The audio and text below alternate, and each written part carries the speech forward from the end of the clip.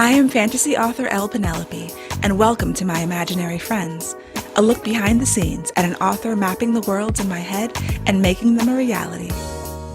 Hello friends, today is Friday, May 3rd, 2019, and this is episode 12 of My Imaginary Friends. I'm Leslie. So I have turned in Book 3 of the Earthsinger Chronicles, Cry of Metal and Bone. Turned it in on Tuesday. It was due on Wednesday, so I was a day early. I wanted to be a little earlier than that, but it worked out fine. It was still on my schedule, which I appreciate. And so it's just a big weight off my shoulders. I'm happy to be home again after being out of town for 2 weekends in a row, and I'm happy to be done with that. I was able to work on the beach, which was great. And on the plane, I was still working, doing the final read through, I think finishing up the epigraphs. And then Monday I spent typing in the changes from my read through on paper. I always like to print it out and do the final read through on paper because I think that you catch things that you don't catch on the screen. And I get tired of being on the computer screen. But I do have to lug around this big notebook with, my 500-page book. And a bunch of little sticky flags that I can flag all the pages that have changes and then go through and type them up. I did not have to wrangle with Scrivener too much. Scrivener 3, I think, has made a lot of improvements in the compiling process. So it did take me several hours to get, the first time I made my compiling settings. But it only took a few minutes, I think 2 different tries to get. There was one issue that the epilogues and the prologues are hard to do in terms of, the chapter title, the chapter names and numbers. I don't do chapter names. I do chapter numbers. They come through. But when they have an epilogue, it's technical stuff. But yeah, just a little tweak here and there. And I just finally did it in the Word document and didn't worry about it. So yes, all done. And I've taken this week off from writing stuff. And I'll be ready to start fresh next week with the next thing. But this week's best thing was something that I discovered this morning. And I'm not sure exactly when it happened, but I found out about it this morning, which was a Publisher's Weekly starred review for Whispers of Shadow and Flame, which comes out in October. And so Publisher's Weekly, if you don't know, is the publishing industry magazine, basically. And reviews there are great. Starred reviews are extra great. They don't do like 5 stars. They just do like a star or not. And so I was super excited to see that Whispers got a starred review. It was a lovely, lovely review. I will link to it in the show notes.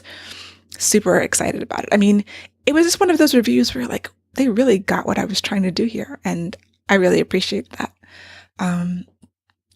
And also, like, I was legitimately happy. I did my mastermind, my weekly mastermind with 2 other authors right after I found out.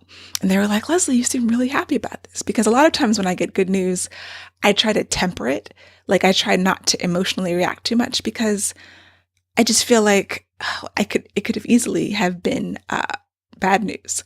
And so while I would like to be able to celebrate more of the good things, some part of me feels like celebrating the good things leaves me open to feeling even worse about the bad things that happen. I don't want to feel afraid of celebrating success, but I do, which I know is not ideal. But I was legitimately happy about this, and I still am. So the next thing I have to do is create a bunch of graphics to post on social media, which, is just part of the marketing. I started to do it this morning, and then I was like, I can do this later. Like, I was so psyched off of seeing the review that I was like, well, let me just rush and, make the graphics and post. And then I was like, I still have work to do, and I don't have time for this now.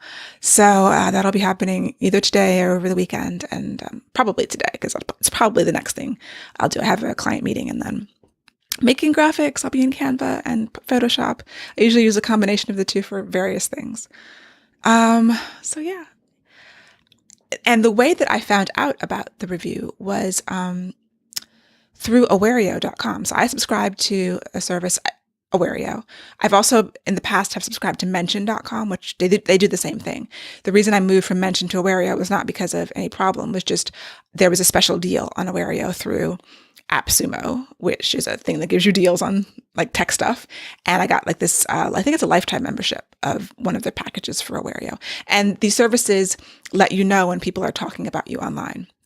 I highly recommend them, especially if you're traditionally published. But I've been subscribing to Mention and Awario since I was purely indie, just because I really wanted to know. So it's like a Google alert if Google Alerts actually worked. Google Alerts have never worked for me properly. Like I've had my name and my book name and I never get them. Even from way back when I co-founded a literary magazine, and, just you want to know if people are talking about you. And so I had a Google alert, never got anything. Mention and Awario work really well. They do cost. So if it's in the budget and you like to know things, highly recommended. Everything from, if there's an article or a review, or even if somebody is tweeting about you but doesn't tag you, you'll see that, which is a double-edged sword, all of these things, because you can see the negative reviews as well as the positive. So usually what happens is I look and I see what the mention is. And if it looks like it's a review, I just close out quickly and don't pay attention. Because I don't need to know if you don't like the book. I'd love to know if you did like it, and that's, I think that I have other people kind of go through, like my brother has done it and my friend Cerise has gone through, to look at the reviews and see if there's anything constructive that can be pulled from them. But me personally, that would ruin my day. So I don't necessarily want to know. I do want to know that people are talking about it. And so I see that. I see people recommending it, which is always really good to know. And then there are the times like this when I find out something, big. And, you'd hope that your publisher would alert you to these things, but it's not always the case. So if you are thinking about going traditional or you are traditionally published, they're busy. They've got a lot of things on their plate. I don't know, but you just have to really kind of take it on yourself and be willing to take on that responsibility of knowing what's going on. So I have one for my name, for my book names, and my series names, and they keep me well informed. So the runner-up for this week's best thing, I think one of these things happened last week, was my friends sending me food, which has been amazing. My friend Lynette sent me cookies from New Zealand. So when I went to New Zealand about 4 years ago, it had been on my bucket list. I think it was really the only thing on my bucket list. Go to New Zealand and do the Lord of the Rings tours.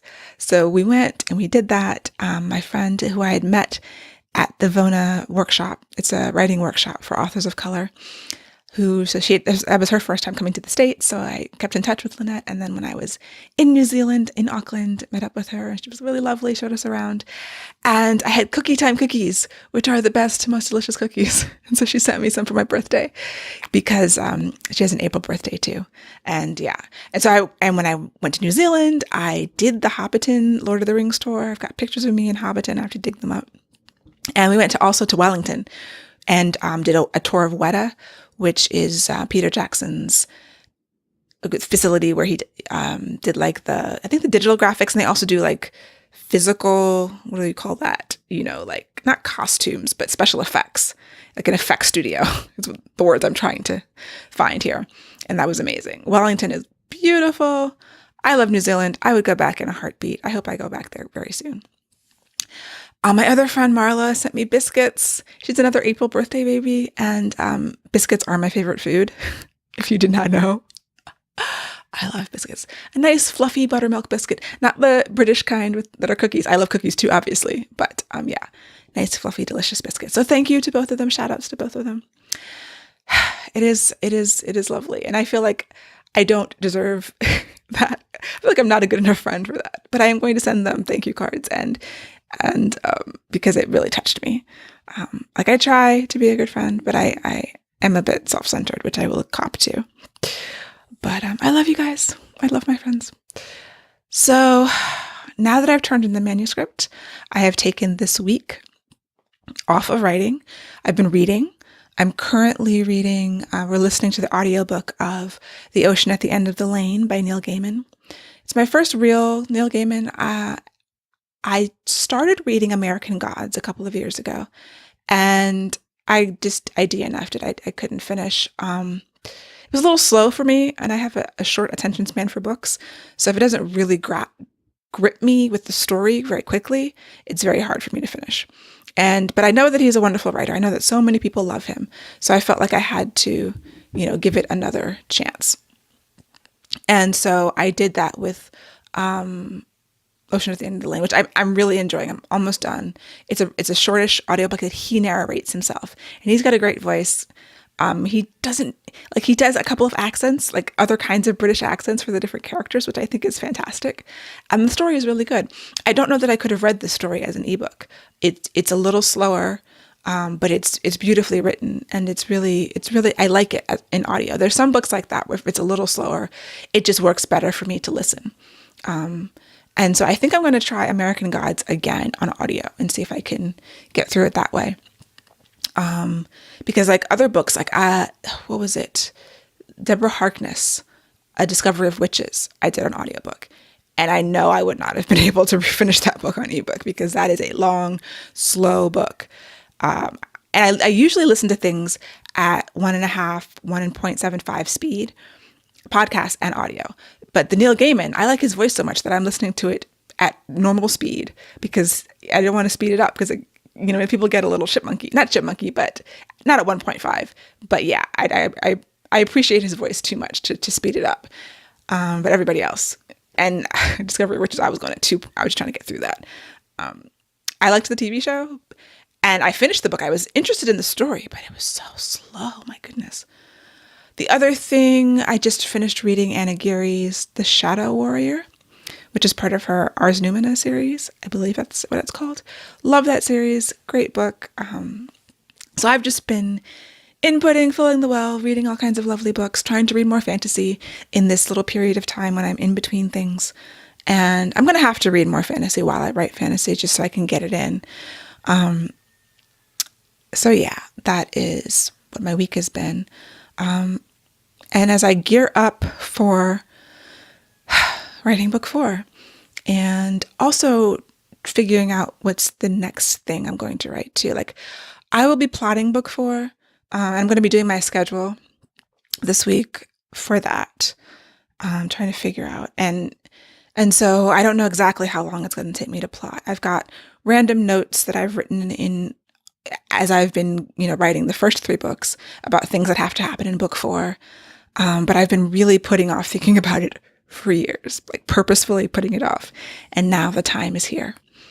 And I am starting to freak out a little bit about it, especially after watching Avengers Endgame and with the last season of Game of Thrones upon us.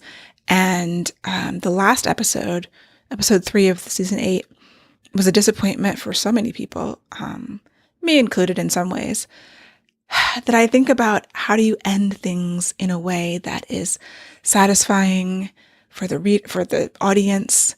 So I'm paying a lot of attention to these big series that are ending, and trying not to freak out too much, especially because, I'm writing book 4. Most of it will be done before book 2 even comes out. And so I won't have a lot of feedback from readers. Like, this review was great. It somewhat set me at ease, but I'm never truly going to be at ease, it's always going to be there. And I've never ended a series before, So yeah, these are the things on my mind, that I'm trying to push away. Like, I just tell the story. I have to trust myself that I've written, both of the books in the series have gotten starred reviews from Publishers Weekly so far. And the first one was the self-published version. And, which is, obviously, if you've been paying attention, it's gone through a lot of changes since then.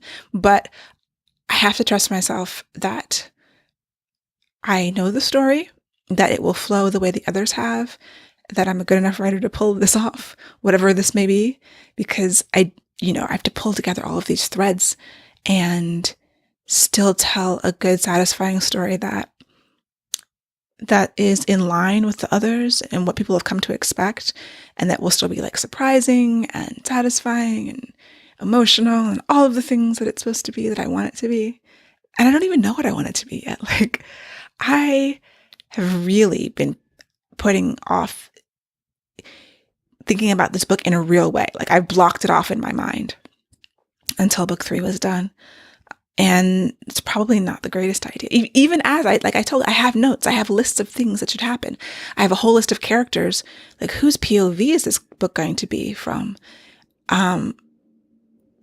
Because as the books have progressed, I've added more and more POVs.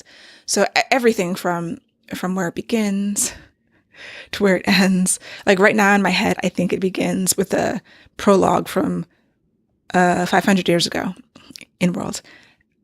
And that may or may not work, but so I've opened the door. I've opened the block in my mind from thinking about this, and all of the fears and doubts and insecurities and imposter syndrome and all that stuff is starting to ramp up, and I've got to get the armor on, figure out how to deal with that, push through. And I've literally not started this yet, and I'm already having all of these crazy feelings. So gotta just put it in perspective and try not to freak out too much before it's time to freak out. And that leads me into the idea of perfectionism. I turned in book 3. I do feel good about it, but, as I've just have some issues with it not being good enough. And I hesitate to call myself a perfectionist. I really do balk at that label. I don't want to admit to myself. But I have a sneaking suspicion that I'm just deluding myself, because other people have no problem calling me perfectionist, like my critique partners and my mastermind group, because I want it to be a certain way. I just want it to be the way I want it to be. And it's got to be right. And right is a moving target, I guess. So I don't know if I should continue to fight against it or just be like, yes, I'm a perfectionist, and join some sort of support group. Because I think the reason why I don't want to admit that is because I don't think that it's healthy, and perfection isn't possible. And I realize that. One thing that my friend Cerise shared with me was something apparently Walter Mosley said, that when in your book is broken and you don't know how to fix it, that's when you publish it. And I thought that was great. And it really actually set my mind at ease. It kind of lifted something off my shoulders. Like, Walter Mosley is fantastic. And I know this is an issue that all authors deal with. When is the book done? When is it good enough? Is it ever good enough? But if you don't know how to fix it, publish it. Part of that sounds insane to me, but part of it is actually very cathartic in a way. So I have to just let go. The book's turned in. The issues, that were raised as I read through it again, I still felt good about my choices. See what my editor has to say. But I have to let it go. And if I get edits, I'll address it then. There's something, I think, is it Heinlein's rules, where, don't edit unless it's to editorial feedback or something like that. Which I don't necessarily agree with all the time. But I think there's a time for that. There's I don't just shove up my first draft and say, hey, editors, read this crap. But when you've gotten it to where you feel good about it, then give it to someone. And I stand by that. And so letting go of that, feeling good in my recovery week and my week of input. So I've been reading a lot of fiction. I do want to go back and do a craft book, which I think I'm going to start either tonight or this weekend. I've decided to start with Save the Cat Writes a Novel, which is one of the stack of craft books that I have bought but not yet read. And that will be my first one. So it's good for me in between projects, or as I'm ramping up into something new, to try to get a craft book in. And I'm always learning. I mean, you can always become better. As I'm saying this, I'm thinking, perfectionism. But no, it's just about honing your craft. I mean, you're never the perfect writer. Nobody is. So focusing on that, focusing on craft. Sometimes it's difficult to focus on craft while I'm writing. That can be a distraction, especially because I have a process that is under constant refinement, but is working for me. So for me, reading craft books is about finding those nuggets and those gems of things that I can incorporate into my process that won't break it. I don't want to start all over again, because I think I finally am on something good that can be better. Or just learn more. Like it took me a long time to learn how to plot. I spent years in writers' workshops, workshopping pieces of a book, a story or a chapter at a time. And I think that's great, but that's really more of the fine tuning and the line editing, because you're not getting the big picture. And so after years of workshops, when I was trying to write a novel, I realized I didn't know how to plot. I didn't really understand structure and conflict and things like that. Basic things. But if you don't know, you don't know. Like you're just writing and you've read a lot of books and something's not working, but you can't articulate why. And so I really delved really deep into learning to plot, learning structure, and that served me well, I think. But it's never over. But I do also want to go back to that sentence level. I think the next step is to try and find some craft books and work on like the line editing portion. My freelance editor who does my self-published stuff is always on me about the way that I construct sentences. And sometimes they're backwards or sometimes whole paragraphs are backwards, where I'm not giving the information I should, like there's things I should say before that I like to say afterwards.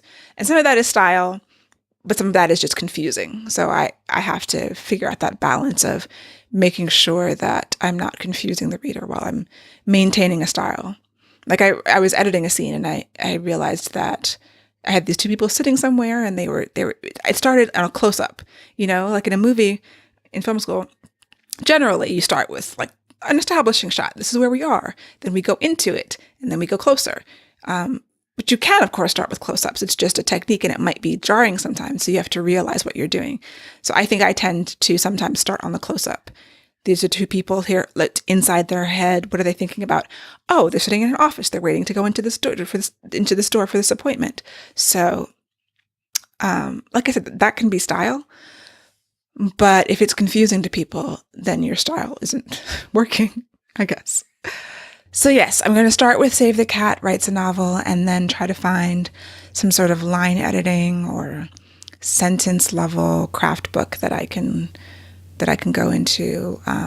Because I do find that my last pass is sometimes changing things and then I'm changing them back, and that's not helpful in the final polishing. So something on polishing. I have spent years thinking about structure and plot, and so now I want to drill down a little bit more and start thinking about getting my sentences better. So that is my goal for the next week. Plan out my schedule for how I'm going to attack book 4. Work on figuring out which manuscript I'm going to polish in the meantime. Not polish, but I guess revise. Since I have a small stack of drafts of books that I want to finish, I'm almost 100% sure that I'm going to be working on the third Angel book because it's a good, palate cleanser from the deep fantasy world building I've been doing. The other manuscripts that I really want to work on require a little bit more, and so I don't have a ton of time between plotting book 4 and having to really get into the first drafting. And by that time, I want to be just, if I can work on 2 books at a time, polishing one while first drafting another.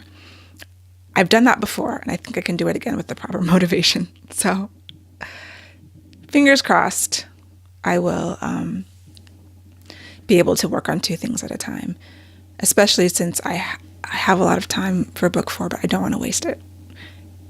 And because it is still scaring me. So yes, that is my update for the week. I hope you all have a wonderful week. I will talk to you next week. In the meantime, happy reading. For episode show notes and to learn more about me and my books, go to lpenelope.com. Subscribe to My Imaginary Friends wherever you get your podcasts, and check out the video episodes on YouTube. Please leave a rating and review to help support the show.